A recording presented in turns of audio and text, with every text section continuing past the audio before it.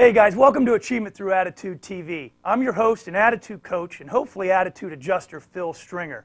As we all know, this program is about getting your attitude adjusted. It's about getting your attitude right. It's about finding an attitude that gets your motor running, gets your heart pumping. It's about the power of attitude and how that incredible power of attitude will allow you to achieve anything that it is that you want to do in life. And what I hope that it does is motivates and inspires your attitudes to be amazing. Because the people that come on this show have all shared stories, all shared amazing stories, and they have amazing stories simply because they have an amazing attitude. And I promise you, if they can do it, you can do it too. Guys, today we're going to talk about an attitude of ego and having your ego checked and having accountability. I looked up the word ego and from the Latin term, and it simply means I. So what your ego can do is it can get you in trouble. It can lead you down a rocky road, put you on a slippery slope, simply because it has a tendency to isolate you, make you think and feel that you are bigger, more important, more special than everything and everyone around you. You feel bigger than the whole. You do certain things, you act a certain way, and you treat people, I promise you, in a way that you wouldn't want to be treated. And an example of that is if you've ever been out and you've had someone say to you after you've told them, I'm sorry, we just don't do things that way, and they lean in on you and say, well, don't you know who I am? Well, that person might have an attitude that's an ego that's a little out of control. Egos they're self-absorbing, they're self-satisfying, they're self-serving, and ultimately they're self-destructive because you believe that the laws and the rules don't apply to you. So there is no accountability with ego. Well, I don't know if that's necessarily true. People with an ego are accountable when things are going well, when things are going great. But when things turn and they're not going well and they're not going great, those people fall into the shadows because they think it's everybody else's fault. So what I'm telling you is to be accountable.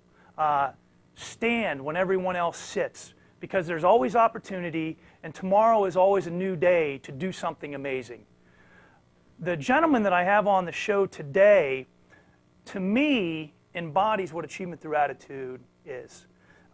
Because he persevered, he made no excuses, he achieved, but what he did once he achieved is his first thought was, how do I help other people that were in my situation also achieve?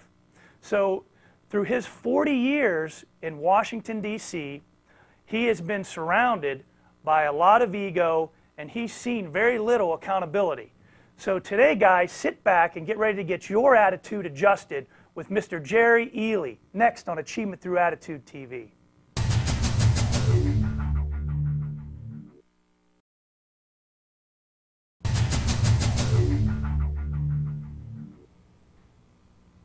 Hey everyone, welcome back to Achievement Through Attitude TV, where today we're talking about ego and accountability.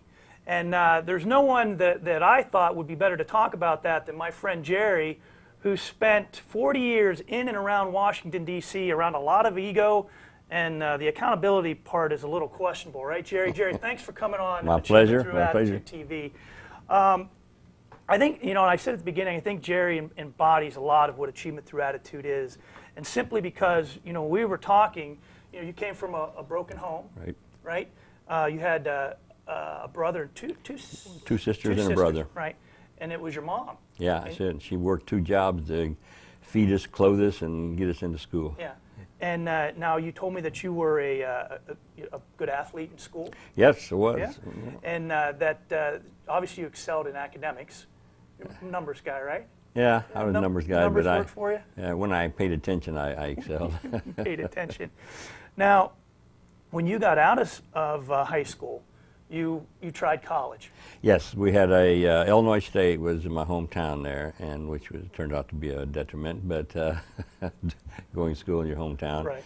But my mother certainly couldn't afford it, so I had to work part-time to put my own way through. And didn't drive, didn't have a car, so I would walk about 45 minutes to classes every day, and unless it was raining, I took a bus. But she did a good job trying to raise us four. Well, she did a great job, by the way. So, but now you got into school and that didn't work out because you weren't quite focused. That's correct. I guess that's a nice way of putting it, Phil. I wasn't focused, and it's tough to do when you live in your hometown. You got all your buddies that you've been out drinking and partying with all these years, and to try to stop and go back into class was a little tough. And so, yeah, my grades suffered a little bit. Right, and then what did you do? Well, then I tried to get a job and couldn't get one because I didn't have a military obligation to work. This was back during the draft days. Yeah, I didn't realize that everybody was obligated to 2 years. 2 years in the military. Yes, and we, friend and I, was trying to both at the same time trying to get a job. Couldn't, so we decided, well, we'll go into service. A lot of my buddies had volunteered for the draft, so you still get the 2 years, but he was part of the draft. Right. Well, when I tried, they already had all the people they could take, and so I had to go in for 3 years. And lucky you. Yeah. And so my friend and I both decided, well, for 3 years, we're going to go in the Marine Corps instead of all the right, Army. so there's another Marine on the show here, guys. So the Marine Corps is doing some special things. Now, you went in and you found, like I said, you were good with numbers, so you were put in charge of disbursement. And it was kind of cool when we were talking that I didn't realize that you went out into the field and would actually pay the guys cash. That's right. We had a big old box, and that was when I was, I always carried a 45. Yeah, we had a picture of that. I'm sure it'll come up, but it had him with a 45. Him carrying a gun, guys, I'm not too sure about that. But anyway, go ahead. Yeah. But so we'd go out in the field. A lot of times we were in the company headquarters, people would come to us and we would pay right there. But many times we had to go out in the field, this big box, and then people would line up and show their dog tags, and we had a little list of all the people and their names and serial numbers, and they would produce their ID in order to get paid. Right. Well, it amazed me that everything was basically done by hand and in a ledger.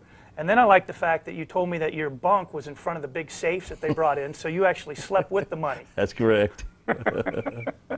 So, I know that you were over in was Okinawa, right? Okinawa. Because you were in between after World War II and in between Vietnam. So you did your time, and you came back, and then you were going to go to Las Vegas, Reno. and be a bartender. Yes. I'm glad you didn't do that. So I was trying to look after you. Yeah. I need all the help I can get. But now you had an aptitude for taking tests, and you took your first test, and you scored in the top third of this first test for Honeywell. Honeywell, yeah. They had about 45 people. They put an announcement out that they were looking for computer people to start in the entry level. And they had about 45 people on a Saturday, and it was most of the day. It was 4 to 6 hours. Right. And they took what they considered the top 3 people who scored well in the test to offer them jobs. Right. And you scored in the top 3. I was one of the top 3, and I was the only one that didn't have a degree. My friend had told me about it. He had a degree, and so I said, well, I'll go ahead and take the test anyway. I like that. I mean, that's when I was talking about, the perseverance. You make no excuses, and you just went ahead and you took the test. And then they said that we love you, but... Yeah, they asked me, we sat and was talking for an hour to tell me all the training they're going to give me and everything, and where I was going to be, start out in Minnesota. And he said, by the way, what's your degree in? And I said, I don't have a degree. Right.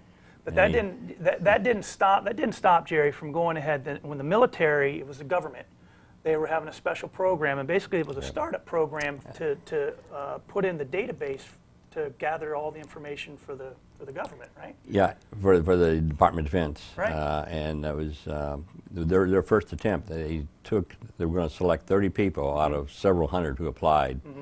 And it was graduate level courses at American University. Right. And so most of the people got their masters out of it with one of the classes, but they preferred a degree or 6 months experience. But go ahead and tell, you scored in the top top third of that. Yes. And they knew that you didn't have a degree going in, and then you Yep. went in and you sat down with, it was a colonel? Colonel Franklin. Colonel Franklin. Never He told me him. never Yeah. forget Colonel Franklin because, tell him what he said to you. Well, he was in, had me about there an hour going through everything. He won my results of my tests and my attitude Right. and how I responded to some of his questions. And he looked at me and he says, Ely, he says, we're looking for people with degrees because this is a graduate level course. It's condensed, 6 months. It's going to be tough. He said, but I like your attitude. Right. I like your attitude. I like your desire, right? Yep, that's right. And he says, I'm going to take a chance on you. And I says, I won't let you down. See that? And that's what, sometimes it's just, you've got to get that opportunity. But what Jerry did is he kept putting it out there. He never stopped. Even though you didn't have a degree, they're like, keep telling you that. And then you get the opportunity to do that. It took me 2 years of taking tests and going on interviews before I finally got this one. So it took me 2 years of... So you got into Washington, D.C., and you basically worked around and in the Pentagon and around Washington, D.C., and you helped develop the database that now, gathers all the information for the Department of Defense. Yeah, it's since been replaced by a lot of different other ones. Oh, yeah, the technology. At one time, it was pretty neat. We were doing some pretty advanced things. Right. And then I also know that, guys, he got his college degree. He went to school at night while he was working during the day, and that took you 6 years. 6 years, a little over 6 years. Perseverance, no excuses, guys. But when we get back, Jerry's going to tell us a little bit about what it was like to be on the Washington scene and to rub elbows with some pretty interesting people. So, guys, please stay tuned to Achievement Through Attitude TV to get your attitude adjusted. It's good.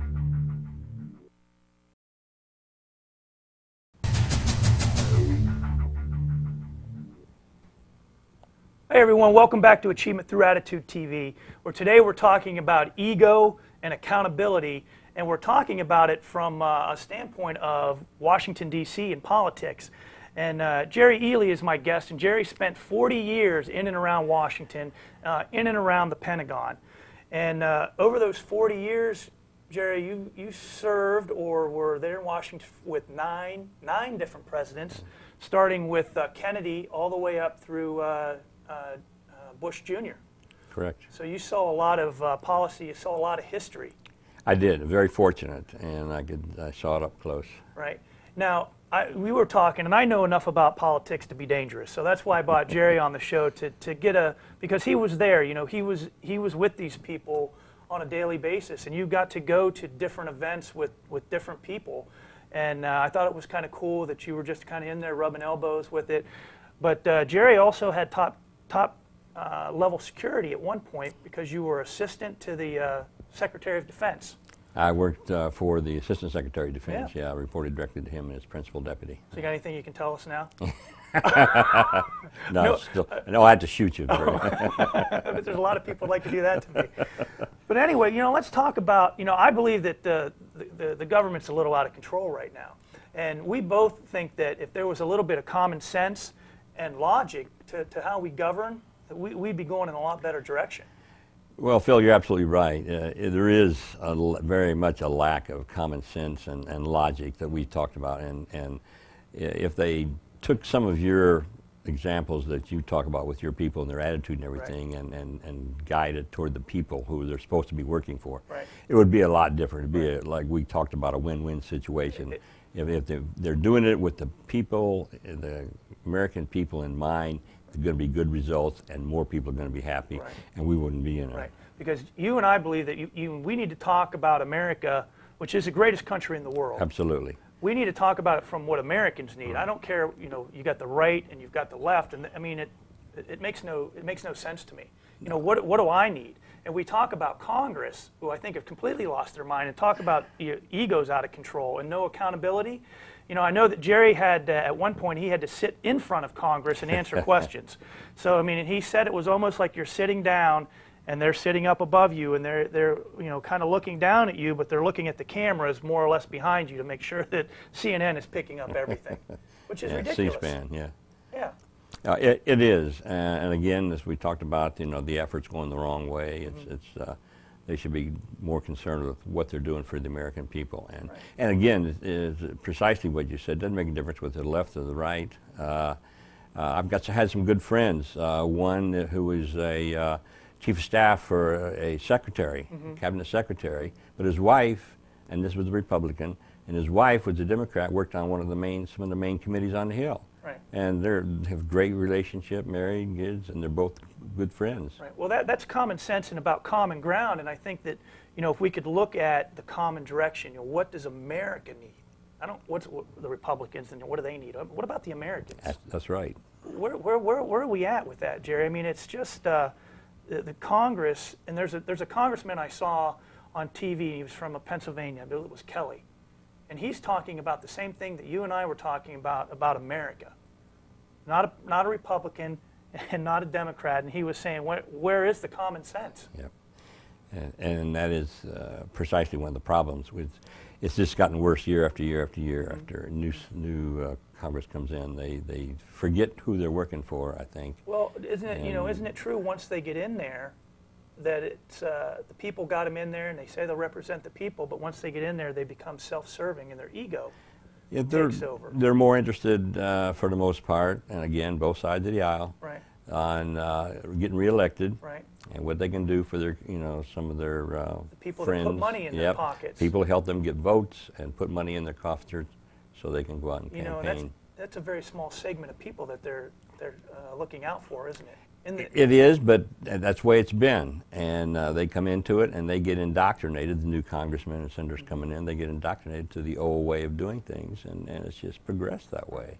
Well, my question is... But there are some on both sides of the aisle that are good. Right. They're like some of the new ones that came in. And the new people are getting it. And we had one congressman from California who was really involved in when they had the trouble with the border guard, the druggie got shot in the rear end. They were trying to get the DEA guy in trouble, and this Congressman Rohrabacher, and he also helped out when the SEAL, Navy SEAL, they're trying to crucify him because he slapped or mistreated one of the terrorists. Yeah, but he stood up for the American people. Common sense. Yeah, common sense. Right. Very good. Yeah, common sense.